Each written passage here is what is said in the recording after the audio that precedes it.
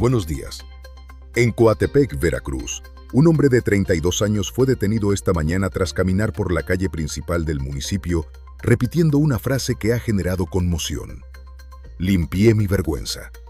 Las autoridades confirmaron que el sujeto, identificado como Jared André, es responsable de la muerte de un hombre de 62 años conocido en la comunidad. El caso ha abierto un debate profundo sobre silencio, justicia y violencia. Mientras el proceso legal avanza, una pregunta permanece en el aire. ¿Qué ocurre cuando alguien decide hacer público lo que vivió en privado? Seguiremos informando. Coatepec es una ciudad pequeña en el estado de Veracruz, famosa por su café, por sus calles de piedra, por el tipo de tranquilidad que solo existe en lugares donde todo el mundo conoce el nombre de todo el mundo. Un martes por la mañana, Jared André, 32 años, vecino de toda la vida, cara conocida en cada esquina, caminaba por la calle principal. Andaba despacio, sin correr, con algo en las manos, y repetía una frase en voz alta para quien quisiera escuchar. 6 palabras, las mismas 6 palabras cada vez. La gente que lo vio pasar esa mañana no olvidó ni la frase ni la cara de Jared mientras la decía, porque no era la cara de alguien que había perdido el control. Era la cara de alguien que acababa de recuperarlo. Limpié mi vergüenza. Hoy vamos a contar la historia de Jared André, no la versión del comunicado policial, no la versión del titular de 8 palabras que circuló en redes esa semana. La historia completa, desde el principio, desde el año antes de esa mañana de martes, desde lo que nadie en Coatepec sabía que Jared estaba cargando. Porque esta historia no empieza en la calle, empieza en silencio. Y el silencio es la parte más difícil de entender si no se sabe lo que pesaba. ¿Quién es Jared André y qué tipo de hombre era antes de esa mañana? ¿Qué le pasó hace un año que ninguno de sus vecinos sabía? ¿Por qué guardó silencio durante 12 meses en lugar de denunciar? ¿Qué decidió Jared exactamente un año después de ese día?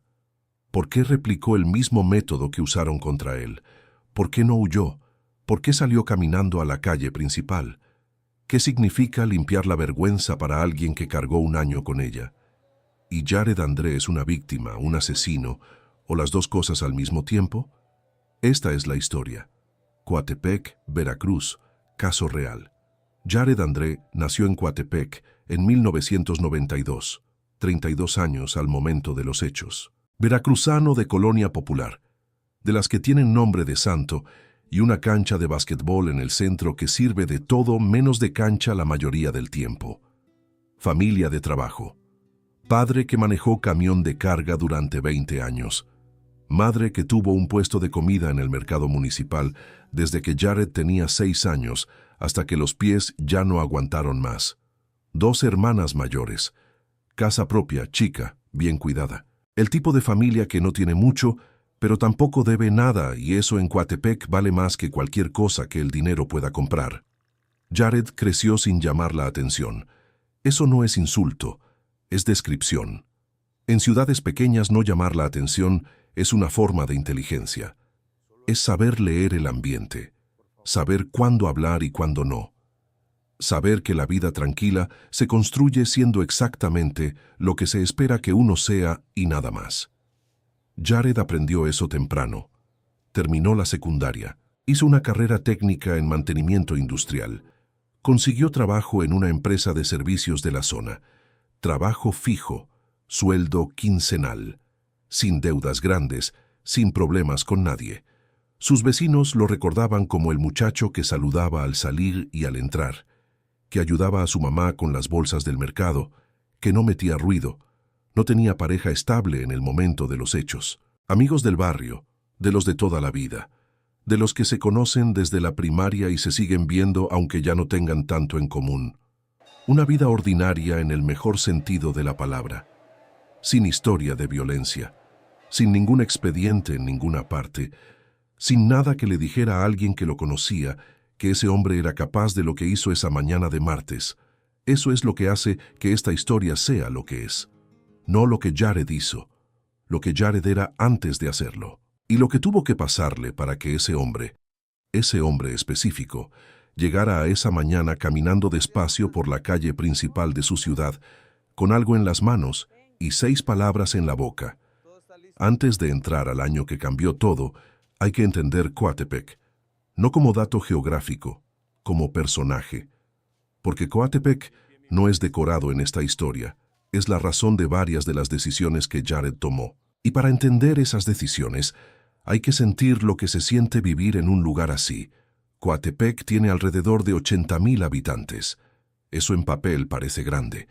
En la práctica es una ciudad donde los círculos sociales se superponen constantemente. El vecino del frente conoce al primo del compañero de trabajo que va a la misma iglesia que la madre del amigo de la infancia. Todos están conectados por 2 o 3 pasos. Lo que eso significa en términos de información es que en Coatepec nada permanece privado por mucho tiempo. Una separación se sabe en 3 colonias antes de que la pareja termine de firmar los papeles. Una deuda se comenta en el mercado antes de que venza el plazo. Una enfermedad se susurra en la farmacia antes de que el paciente llegue a casa con los medicamentos. En Coatepec, la reputación no es un concepto abstracto, es infraestructura. Es lo que determina si te dan crédito en la tienda, si te consiguen trabajo por recomendación, si la gente te saluda en la calle con respeto o con lástima. Perder la reputación en Coatepec no es perder la imagen, es perder el lugar que uno ocupa en el tejido de esa ciudad. Es quedar fuera de algo que no tiene nombre, pero que se siente en cada interacción cotidiana. Y en Coatepec, como en la mayoría de las ciudades pequeñas de México, hay cosas que los hombres no dicen. No porque no puedan, porque el costo de decirlas es más alto que el costo de cargarlas. Eso es lo que Jared sabía. Eso es lo que todos en Coatepec saben, aunque nadie lo diga en voz alta. Hay vergüenzas que si se nombran, se convierten en la única cosa que la gente va a recordar de ti para siempre. Y en un lugar donde vas a vivir el resto de tu vida rodeado de las mismas personas, eso es una condena que no termina. Jared lo sabía. Por eso calló. Y el silencio empezó mucho antes de esa mañana de martes. Hace aproximadamente 1 año antes de los hechos, Jared recibió un convite, no de un extraño, de alguien conocido, un hombre de 62 años que vamos a llamar Lynn, que era figura establecida en el barrio de Jared. El tipo de persona que lleva décadas en el mismo lugar y ha construido con esos años una capa de familiaridad que funciona como credencial, que te invita a algo y la invitación no suena rara porque lo conoces de toda la vida, que usa exactamente eso, el conocimiento, la confianza construida en años de saludos y favores pequeños, como herramienta. Jared aceptó el convite. Fue. Y lo que pasó en ese encuentro fue un abuso sexual. Vamos a decirlo con esa claridad y no vamos a detenernos más en los detalles de lo que ocurrió porque los detalles no son el centro de esta historia.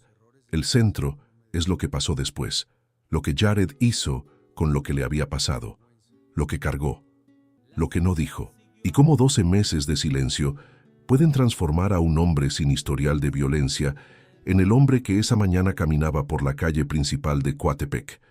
Jared salió de ese encuentro y no le dijo nada a nadie. No esa noche, no esa semana, no ese mes. 12 meses, 365 días.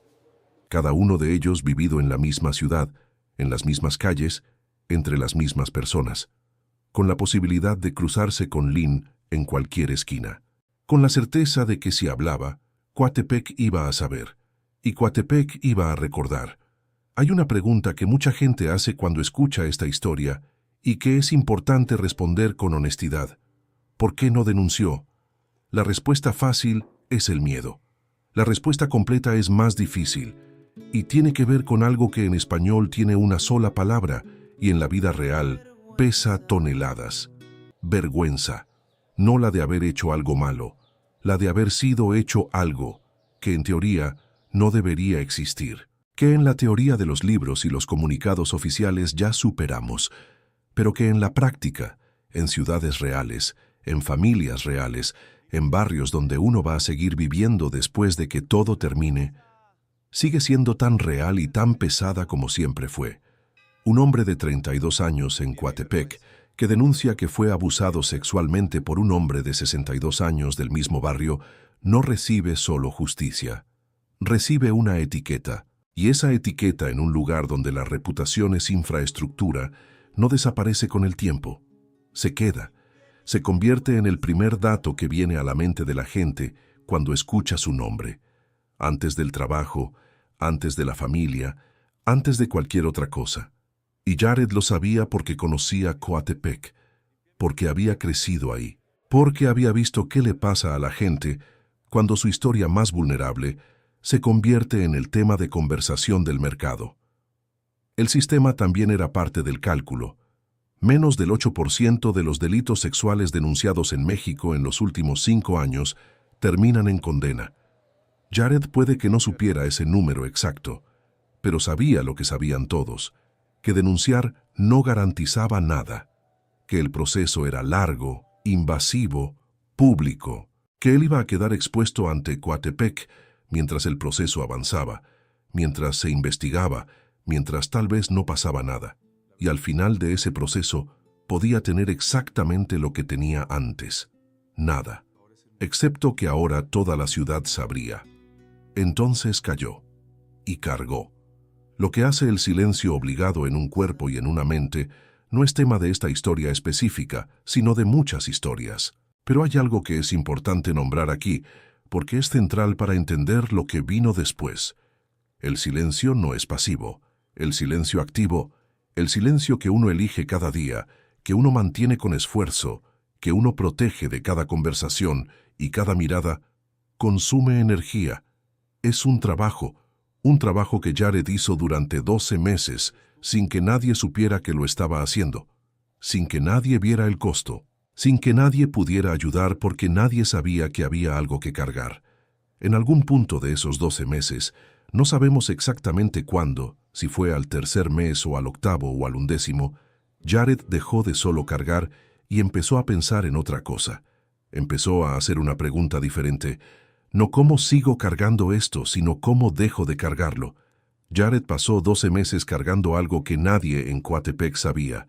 12 meses sin decirle a nadie, sin denunciar, sin pedir ayuda. Y en algún punto de esos 12 meses tomó una decisión. Lo que decidió y cómo lo planeó es lo que nadie esperaba. Si todavía no estás suscrito a Justicieros, hazlo ahora.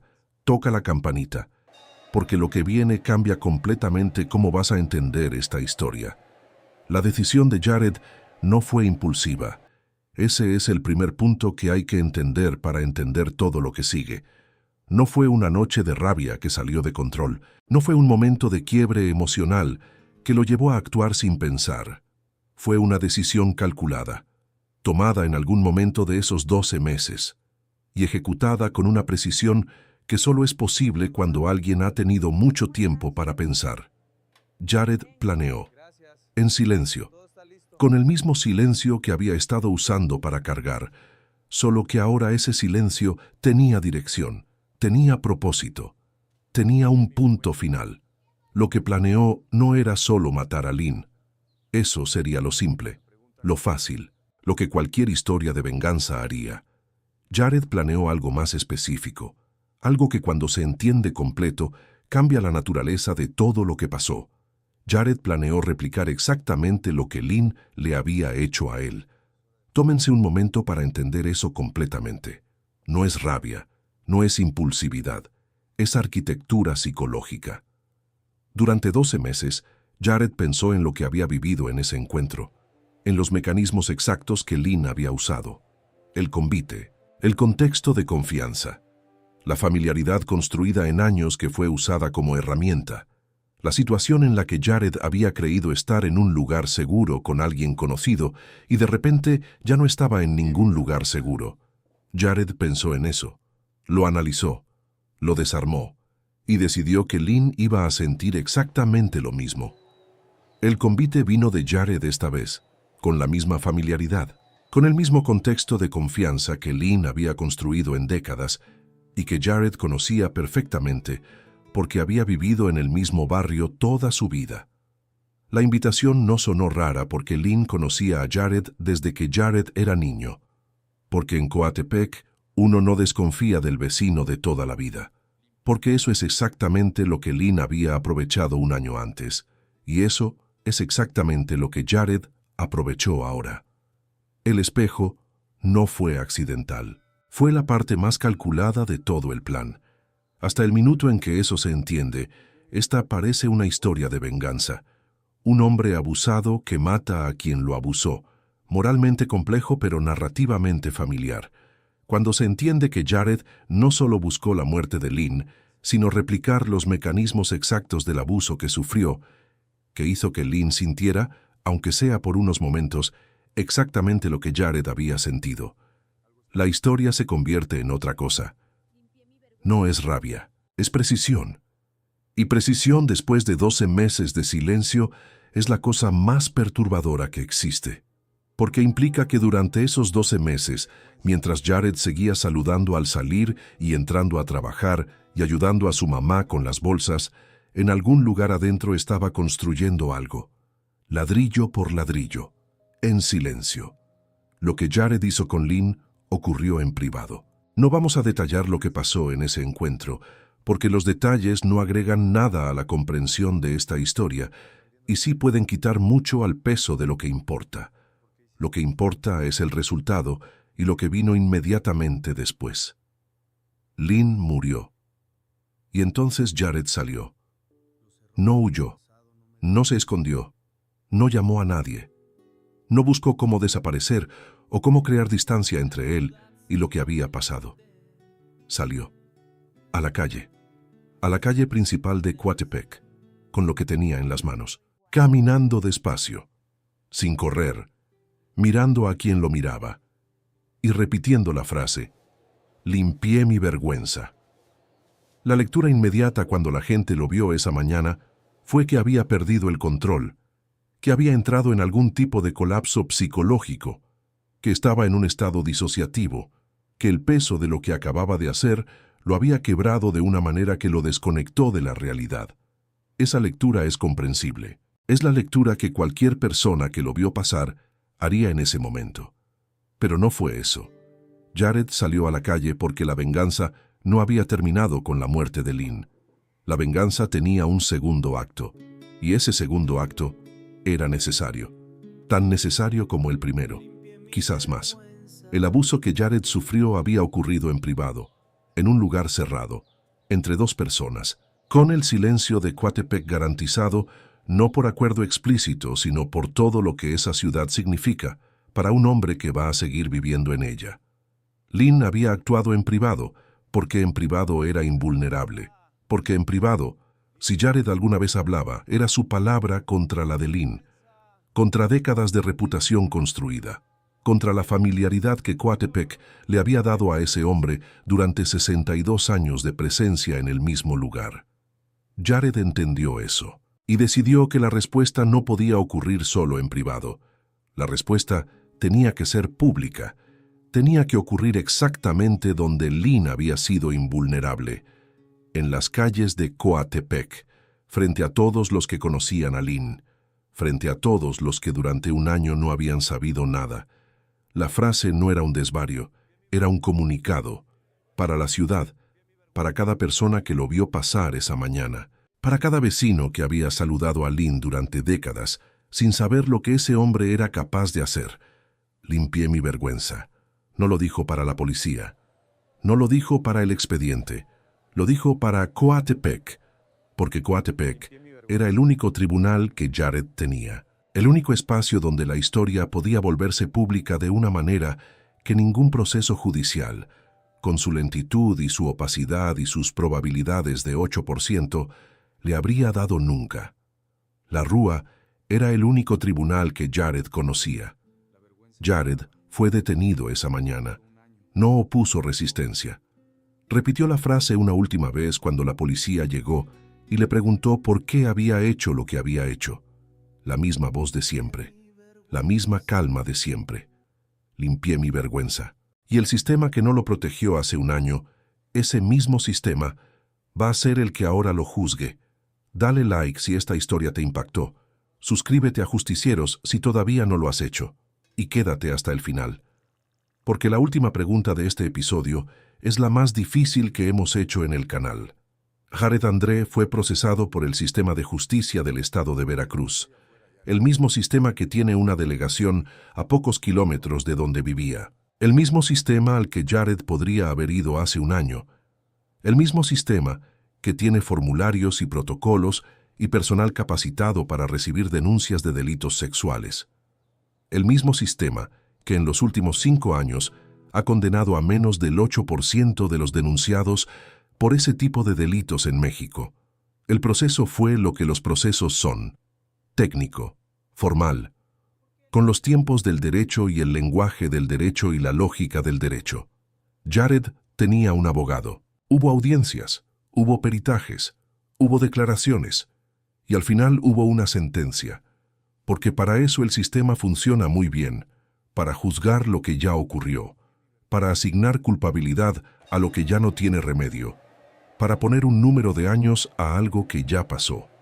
Lo que el sistema no tiene es un procedimiento para el año anterior, para los 12 meses en que Jared cargó en silencio algo que el sistema podría haber atendido si Jared hubiera llegado, para la pregunta de qué habría pasado si hubiera denunciado, para la probabilidad de que esa denuncia hubiera llegado a algún lado, para el peso de saber esa probabilidad y decidir con base en ella. El sistema juzgó lo que Jared hizo, no lo que le hicieron, no lo que el sistema mismo no hizo. Eso no estaba en el expediente. En México, en los últimos 5 años, menos del 8% de los delitos sexuales denunciados terminan en condena. Jared lo sabía, o lo intuía, o simplemente sabía lo que pasa en ciudades pequeñas cuando un hombre habla de lo que le hicieron. El tortillero de Apatzingán lo sabía también. El carnicero de Ciudad Juárez lo sabía. Gente ordinaria que un día decidió que el sistema no iba a resolver lo que el sistema había ignorado, que el tribunal que tenían disponible no era el de la ley, sino el de la calle, el del barrio, el del único espacio donde la historia podía volverse real y pública y nombrable. Eso no lo convierte en héroes, no en esta historia, no en ninguna, pero los convierte en algo que el sistema no sabe qué hacer con eso, en personas cuya decisión fue una respuesta directa a la ausencia de algo que debería haber existido y no existió. Lynn fue enterrado en Coatepec, sin que la mayoría de sus vecinos supiera lo que había hecho, sin que ningún expediente lo registrara por lo que era, sin que nadie lo nombrara en voz alta como lo que fue. La historia de Lynn que Coatepec conoce es la historia de un hombre de 62 años que murió de manera violenta a manos de un vecino. El otro capítulo de esa historia, el capítulo que explica el primero, quedó en el expediente judicial donde la mayoría de la gente no lo va a ir a buscar. Coatepec siguió igual, las calles de piedra, el café, los cafezales, la tranquilidad del lugar donde todo el mundo conoce el nombre de todo el mundo, y donde esa mañana de martes fue el tema de conversación de toda una semana, y después fue quedando atrás como quedan atrás las cosas en los lugares pequeños, absorbida, digerida, convertida en historia que se cuenta en voz baja cuando se menciona el nombre de Jared. Jared André fue condenado. El sistema que no existió para él hace un año existió perfectamente para juzgarlo. Lynn fue enterrado en Coatepec, sin que la mayoría de sus vecinos supiera lo que había hecho, sin que nadie lo nombrara en voz alta por lo que fue, sin que ningún expediente lo registrara como lo que era. Y Coatepec siguió igual. Las calles de piedra, el café, la tranquilidad del lugar donde todo el mundo conoce el nombre de todo el mundo, pero donde algunas cosas, todavía hoy, se cargan en silencio porque el silencio cuesta menos que la vergüenza de hablar. Jared eligió no seguir cargando. El sistema dice que eso lo convierte en asesino. Jared dice que eso lo convierte en libre. ¿Quién tiene razón? Esa pregunta no la vamos a responder. Es tuya. Si llegaste hasta aquí, si escuchaste la historia completa de Jared, de Coatepec, de un año de silencio y de 6 palabras en una mañana de martes.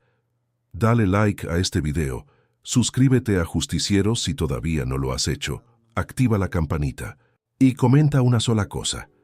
¿Jared André es víctima, asesino o las dos cosas al mismo tiempo? No hay respuesta correcta. Queremos leer la tuya. Hasta la próxima historia. Justicieros.